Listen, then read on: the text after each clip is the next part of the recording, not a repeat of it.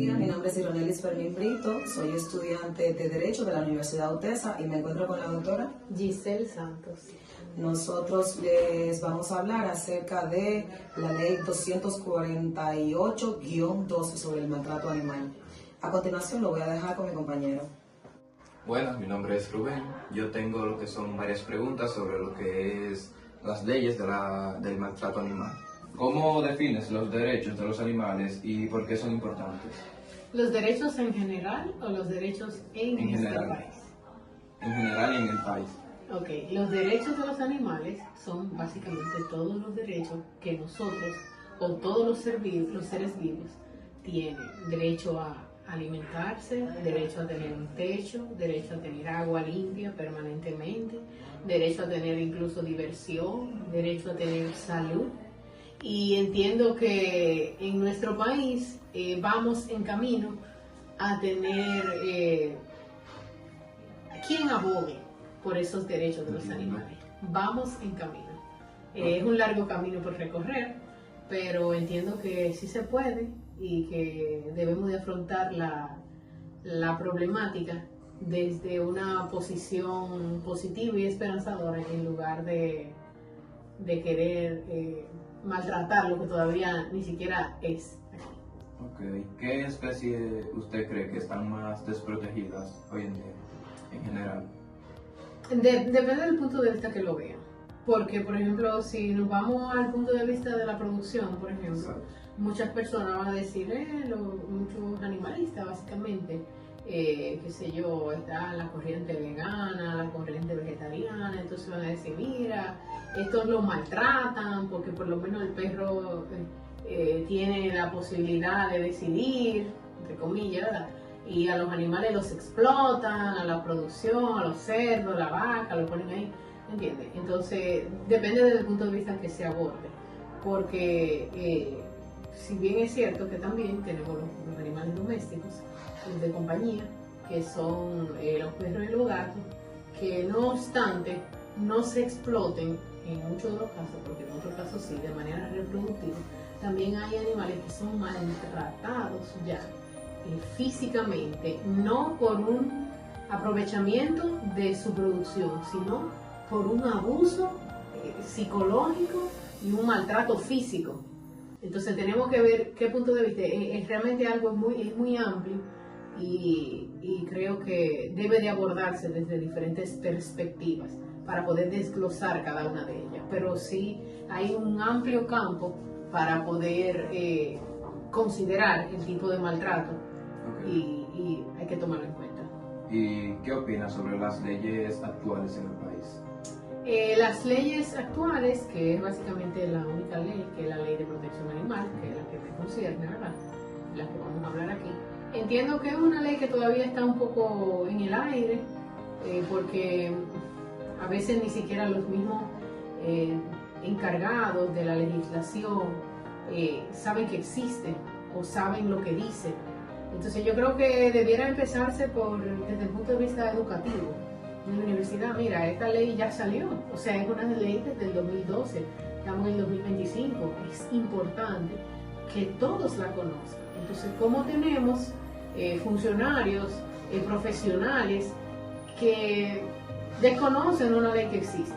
Entonces, ¿cómo tú aplicas una ley que ni siquiera los encargados de aplicarla saben que existe ni saben qué dice? Entonces, creo que hay mucho trabajo por hacer en el tema educativo con relación a la ley 248-2. Si usted pudiera cambiar algo hoy en día para mejorar lo que es la vida de los animales, ¿qué sería? Para cambiar la vida de los animales, la conciencia y la educación de las personas. Porque independientemente de que una mascota tenga o no tenga propietario, muchas veces los que están en la calle o los que están en casas, mejor dicho, sufren mucho maltrato. No maltrato físico, porque quizás es un maltrato inconsciente, pero cuando hablamos de negligencia, es un tipo de maltrato. Entonces, tener una mascota que tú dices que la ama, dices que la quiere y la baña una vez al año, es un maltrato. Entonces, hay que concientizar a las personas de lo que significa un maltrato para que la gente entienda que hasta dejar a un animal sin agua es maltrato. Pero tiene la gente que interiorizarlo y que saberlo. Entonces, ponte en tu lugar, ponte en su lugar. ¿Tú crees que tú estarías bien un día entero, o a veces 2 días, o a veces un fin de semana, que la gente se va de resort? Son gente que tienen recursos, tienen una mascotica que la compraron y la dejan trancada sin agua ni comida, o le ponen un chin de agua y comida y se van, y ya, lo que venga, cuando lleguen, ya. Entonces es un tema de educación que hay que abordar en la sociedad dominicana. Entiendo. Ya eso es todo. Esas eran todas mis preguntas. Ya usted tiene todo el conocimiento y ya alguna de mis preguntas ya usted la respondió en la parte que le hizo mi compañero en cuestión sobre la misma ley, que esa era una de las preguntas que qué usted opinaba o qué usted quería cambiar. Y como bien usted lo dijo, lo que hay que cambiar al principio es el conocimiento, la empatía, porque eso va más allá de empatía, porque como usted dice, es una crueldad en su totalidad. Simplemente tú salir, dejar un animal, te vas de viaje 15 días, dejarlo, eso es un crimen. Y desafortunadamente en este país no estamos preparados para asumir tal responsabilidad. Ya las personas, como usted dice, los legisladores promulgan una ley. De hecho, estaba hablando con mi compañero sobre la incoherencia de la ley.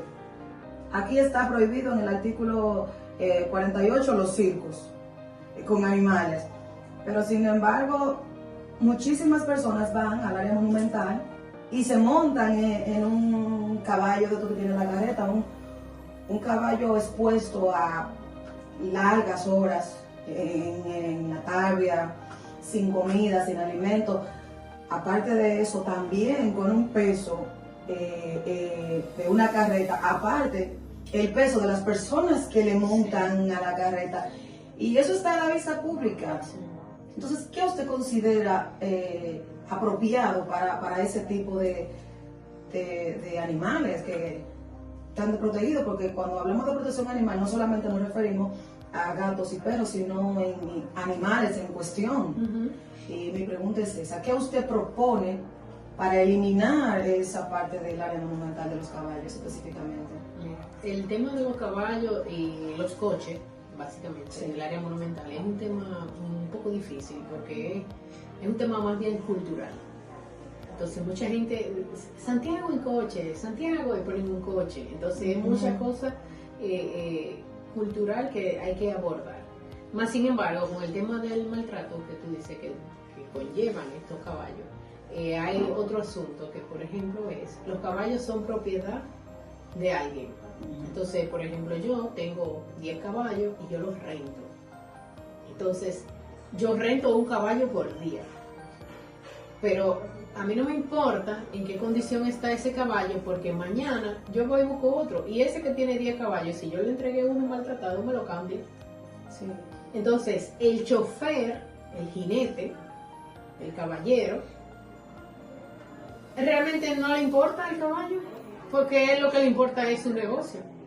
Y esas carretas no solamente se usan para paseos, también lo usan para cosas muy malas, que también tienen conocimiento y la alquilan y la dejan por hora, 1 hora, y dejan a la persona ahí para que cumplan sueños, fantasías y cosas, sí, que muchas veces eso no se sabe. Obviamente no todos, porque no podemos generalizar, pero también hay personas en ese mismo grupo de trabajadores, por decir algo, que tienen un caballo y ese es su sustento de vida de su familia.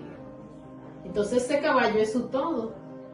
Es cuando viene a ver una persona, un señor que tiene 4 hijos, que si no sale a buscársela en ese coche con ese caballo, sus hijos no van a poder comer, sus hijos no van a poder ir a la escuela. Entonces ese quizá que sí lo cuida, sabe que el caballo tiene que comer y tiene que beber, pero entonces no sabe que hay que desparasitarlo. Sí.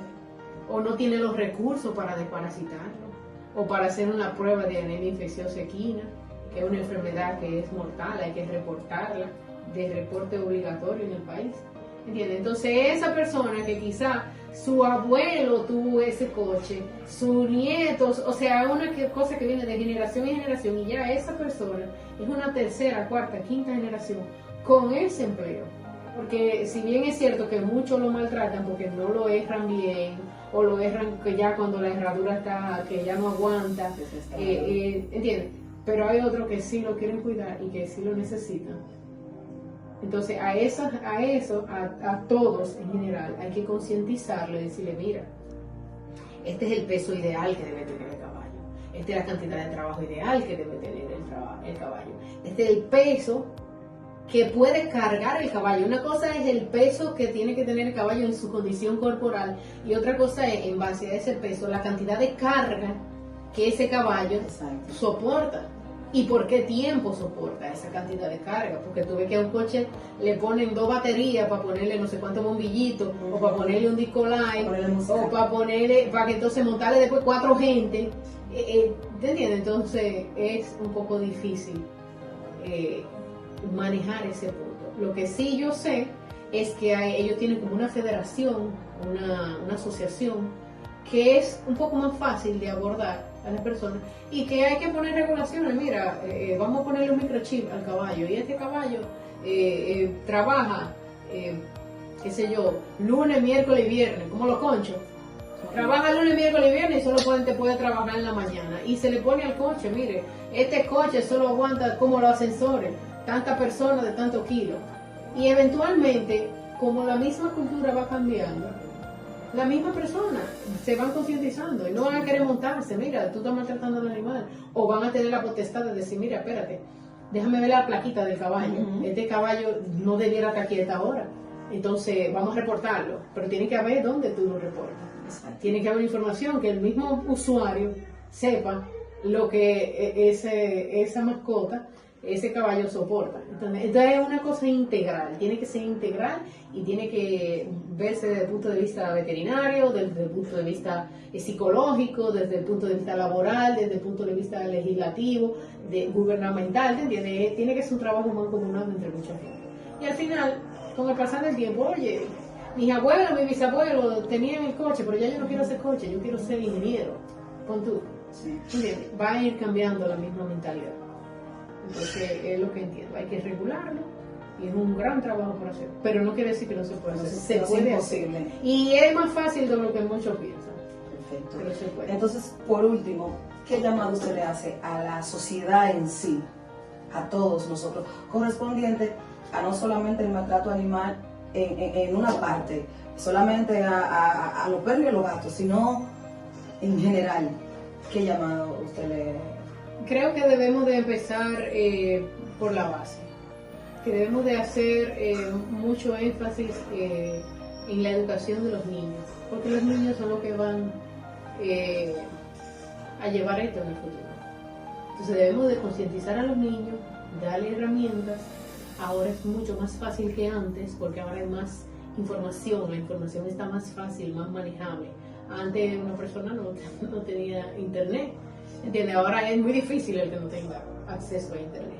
Entonces debemos de empezar a trabajar la mentalidad de los niños para que en unos cuantos años podamos ver ese cambio. Incluso me atrevería a decir que ni tan lejano, porque cuando usted educa a un niño y el niño ve que el papá está haciendo algo malo, dice, papi, pero eso no se hace, y el papá le da vergüenza, dice, no, mi hijo, es cierto, no se hace. ¿Entiendes? Entonces debemos empezar por ahí, para entonces ver los resultados a largo plazo, que de cualquier manera no es algo que va a ser de la noche a la mañana. Sí. Entonces tenemos que trabajar en conjunto para formar, educar y concientizar esa sociedad que viene ahora subiendo, para que entonces el trabajo se pueda ver. Bueno, doctora, eso fue todo y muchas gracias. Gracias por su consejo. Vamos a ponerlo en práctica nosotros mismos también, porque yo era una de las que me subía a los coches, ya no me voy a subir.